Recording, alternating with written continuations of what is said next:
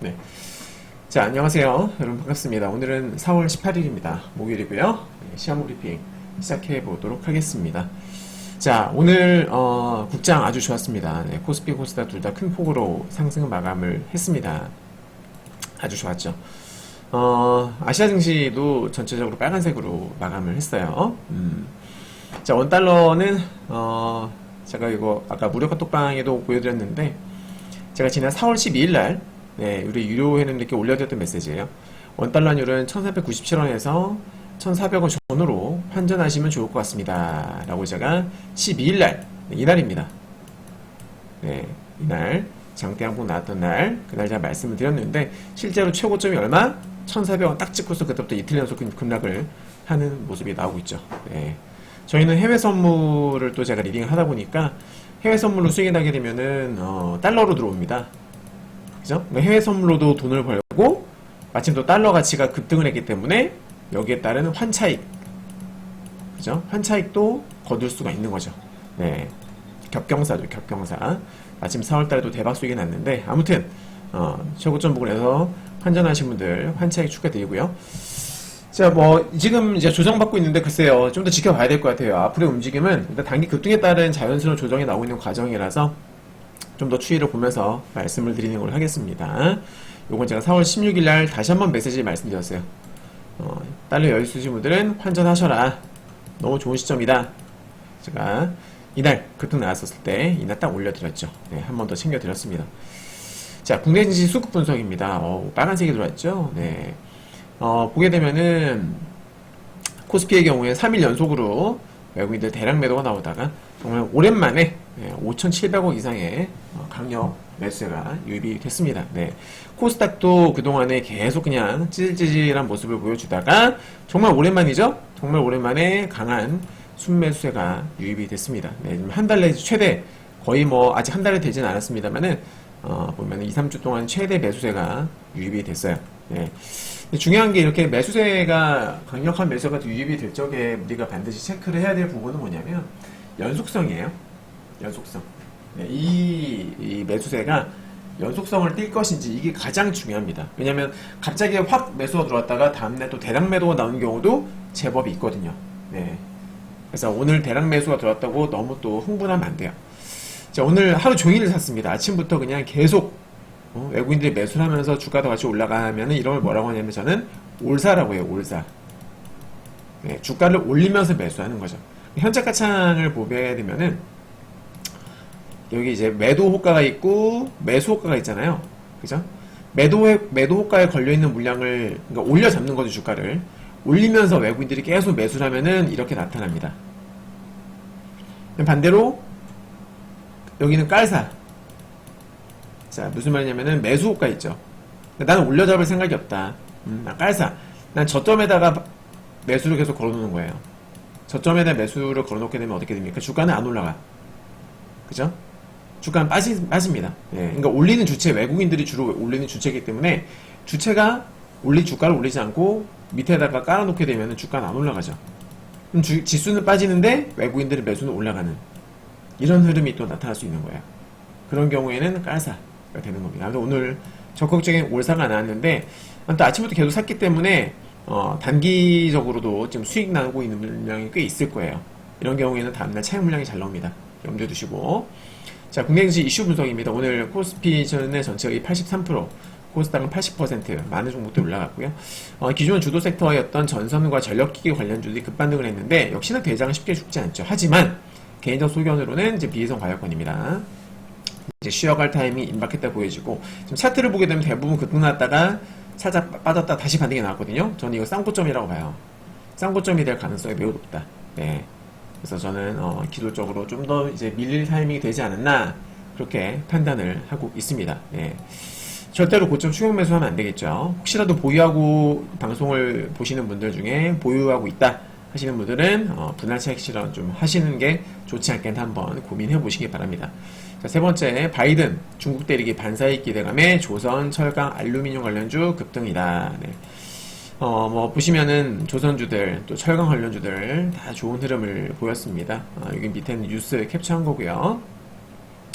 중국산 철강 알루미늄 관세 3배 인상 추진. 네, 미국과 중국은 친해질래야 친해질 수가 없는 관계입니다. 앞으로도 꾸준할 거예요. 그리고 다행인 점은 예전에 이제 한참 트럼프 때 트럼프 때처럼 무슨 중국 얘기만 나오면은 관세 얘기만 나오면은 급락하던 그런 시절은 지나갔다라는 점이죠. 네. 정말 그때는 뭐 중국이랑 뭐 신경전만 하면은 지수가 급락했던 그런 기억이 나네요. 정말 짜증났었는데. 그러니까 그때마다 트렌드가 있어요. 네. 민감하게 반응하는 트렌드가, 그러니까 민감하게 반응하는 이슈. 근데 그게 일정 기간 지나면은 더 이상 반응하지 않고, 그죠? 어떨 때는 반응하고, 어쩔 때는 반응하지 않고 그런 게 있습니다. 자, 관련 뉴스들 제가 캡처해서 올려드렸고요. 한번 나중에 검색해서 읽어보시기 바랍니다. 자, 그리고 오늘 한국 시간 기준으로 14시에 대만의 TSMC에서 실적 발표가 있었습니다. 그리고 15시 7분경에 CFO의 컨퍼런스 콜이 있었었고요. 예. 그래서 실적이 괜찮았어요. 잘 나왔습니다. 잘 나왔다 보니 14시 이후에 코스닥 반도체 관련주들이 슈팅이 나왔습니다. 제가 실적 관련 내용을 아까 카톡방에 올려드렸는데 여기는 깜빡했네요. 잠시만요. 자, 여기 네, 이겁니다. 네.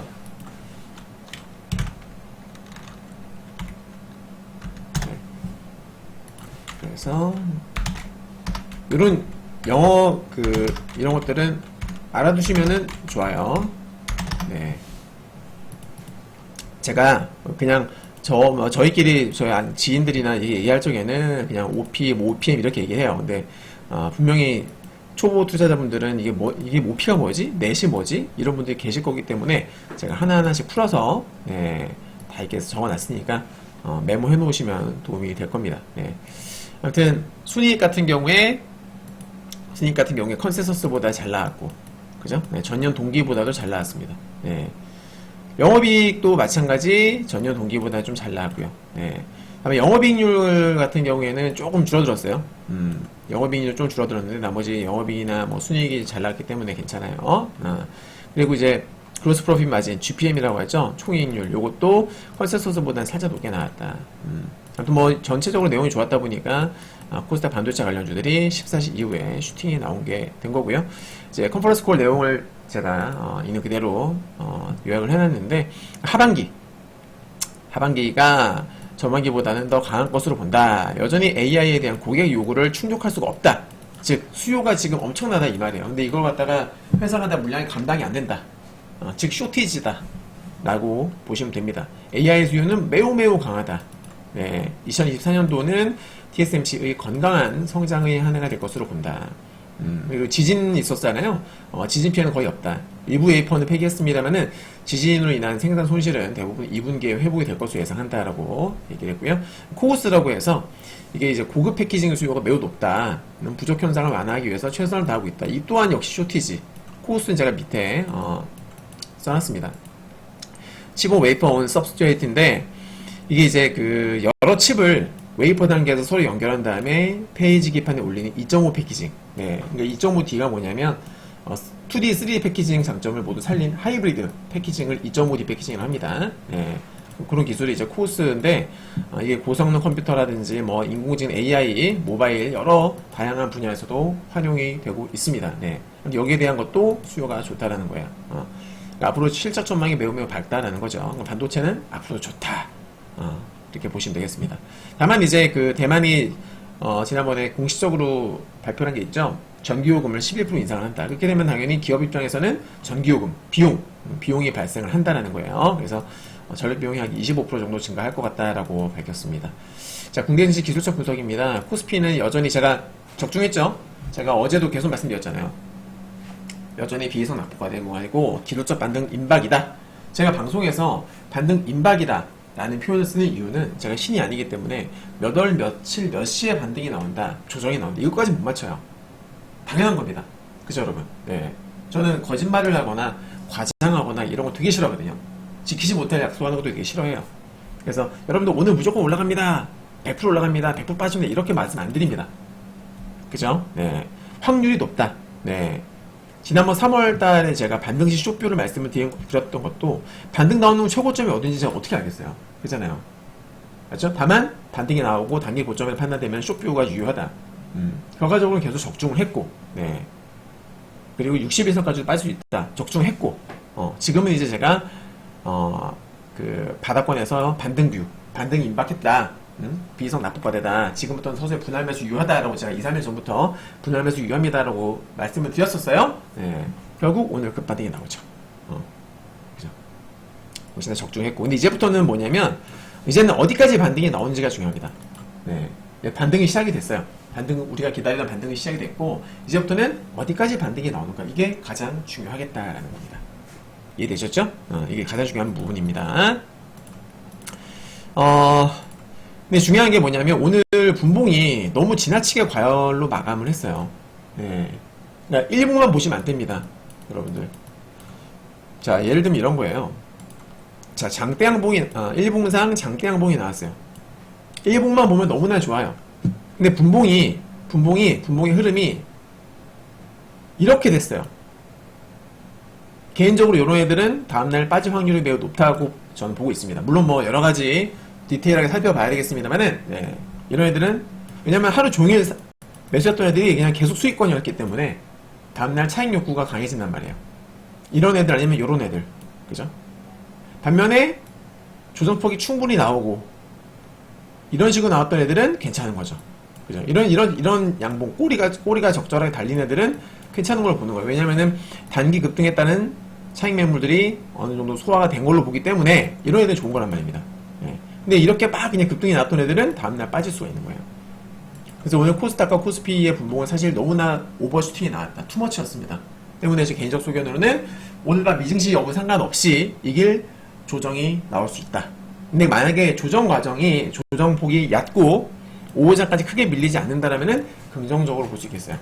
네. 어찌됐건 저는 다음 주에도 그러니까 내일 종가를 보고 판단을 해야겠습니다만은 다음 주까지도 저는 기술적 반등이 이어질 것으로 보고 있고, 중요한 것은 코스피는 최소 20선 부근, 코스닥도 20선까지의 모근이 있는데 코스피는 2670포인트 부근, 코스닥은 865포인트 부근까지 봅니다. 그러니까 21선 부근까지 저항 테스트. 네. 그러니까 돌다리도 두드려보고 건너라는 말 아시죠? 그러니까 주가가 빠졌고 급락을 했는데 얘가 이제 계단식으로 더 빠질지 아니면은 좀 더 세게 반등이 나올지를 두드려보는 거예요. 어디에서? 21선에서. 얘 하나 올라갈까? 아니면 더 빠질까? 똑똑똑 두드려보는 과정입니다. 그래서 21선 부근에서 전 저항 테스트 한번 나올 수 있다고 봐요.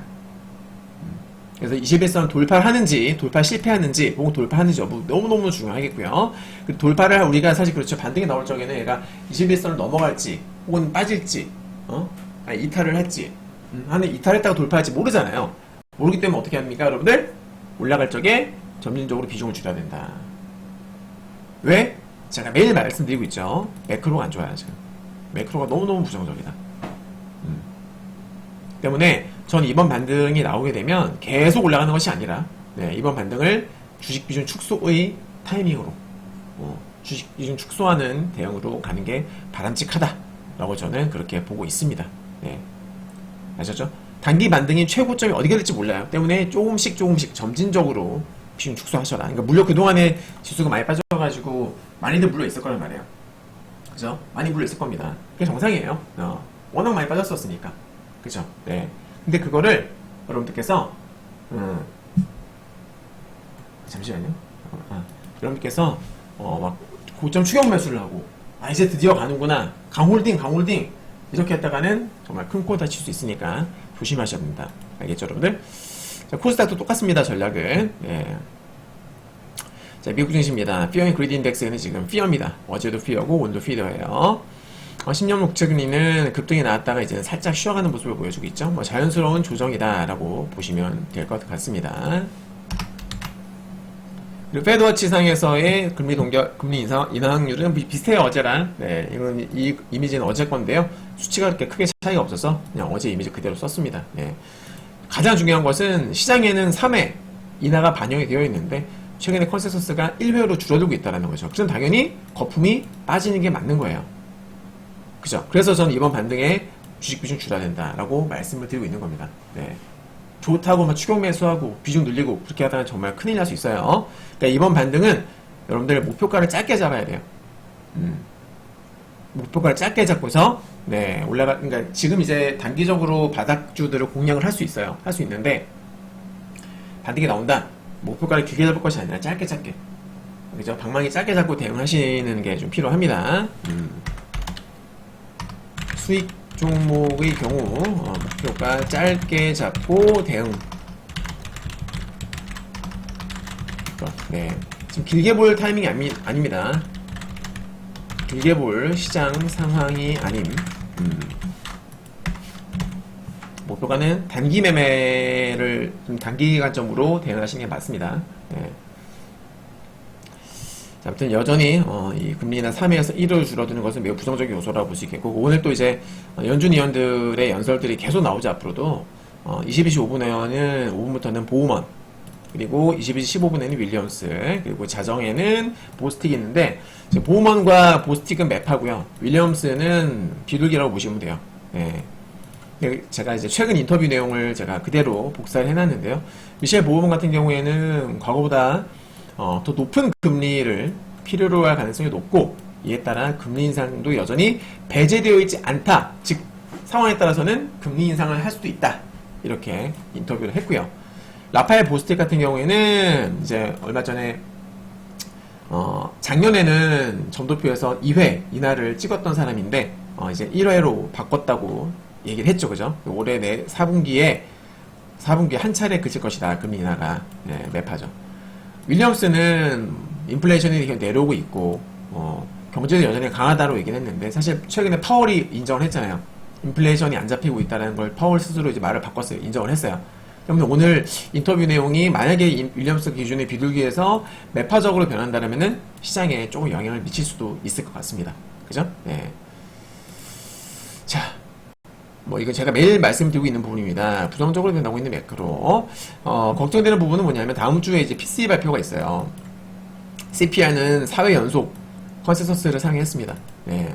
이때까지는 하지만 PC는 계속 컨센서스 부합하거나 혹은 컨센서스 하회하는 안정적인 모습을 보여줬는데, PC가 이제 연준이 참고로 하는 물가 지표잖아요. 근원 PC가, 코어 PC가 연준이 참고하는 물가 지표인데, 이것마저도 만약에 컨센서스 상회로 나오게 된다면 시장은 어떻게 되겠어요? 정말 박살이 날 수 있어요. 그렇죠? 네, 그러니까 발표 전에 주가 흐름이 중요하겠죠. 만약에 발표 전에 주가가 많이 올라간 상태다, 그때는 긴장해야 됩니다. 네, 이해되시죠? 발표 전에 미리 빠졌다, 그러면은 얼마나 빠졌느냐에 따라 달라지겠지만은, 많이 빠졌으면은 선반영으로 볼 수도 있겠습니다만은, 아무튼 조심해야 됩니다. PC. 지금 컨센서스가 나왔을까요? 한번 보겠습니다. 다음 주에 있을 PC가 컨센서스가 나왔나? 아직 안 나왔네요. 네. 아직은 안 나왔습니다.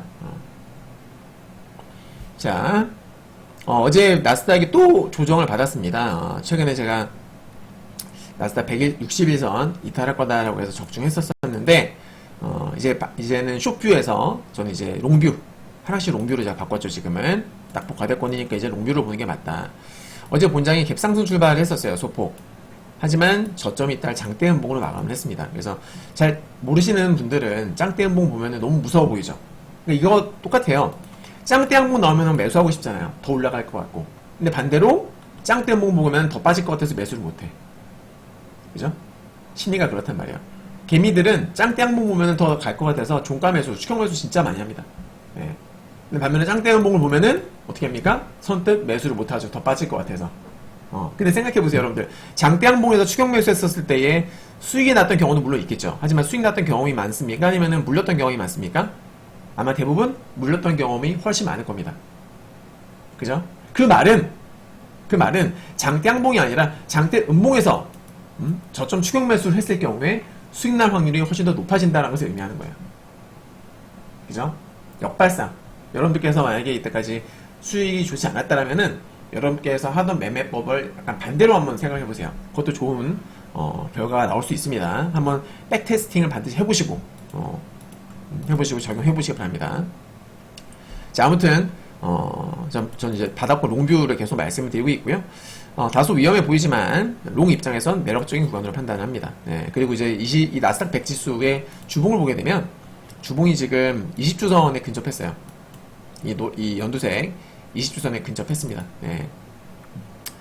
지난 작년 같은 경우에는 한참 올라가다가 20주선 부근에서 닿지 않고 20주선 부근에서 급반등이 한번 나온 적이 있었었는데 이번에는 어떻게 될런지 네, 한 번에 이탈을 할지 아니면 반등을 줄지 코로나 팬데믹 이후에 보게 되면 이때도 20주선 근처에서 반등 찍고 반등 그죠? 네, 그 다음에 근처에서 반등 줬다가 이탈 그죠? 네, 또 반등 줬다가 이탈 아니 한 번에 이탈하는 경우도 있었었고요. 네, 대부분은 추세가 좋을 적에는 닿거나 혹은 닿기 전에 반등이 나왔던 경우가 많이 있었어요. 이번에는 과연 어떻게 될지 지켜봅시다. 단기 과매도 꼭 맞습니다. 네. S&P는 뭐 나스닥이랑 똑같이 움직일 거고요. 다우는 제가 뷰가 어제 빗나갔어요. 어제 양봉 본다고 했었는데 어제 실패했죠. 어제 음봉 마감했거든요. 그래서 저는 오늘 다시 다우 양봉뷰 다시 한번 좀 도전하겠습니다. 네, 여전히 지금 세 지수 모두 다 바닥권에 따른 기술적 반등이 유효하다 이렇게 말씀을 드리면서 오늘 영상 마치도록 하겠습니다. 네, 감사합니다.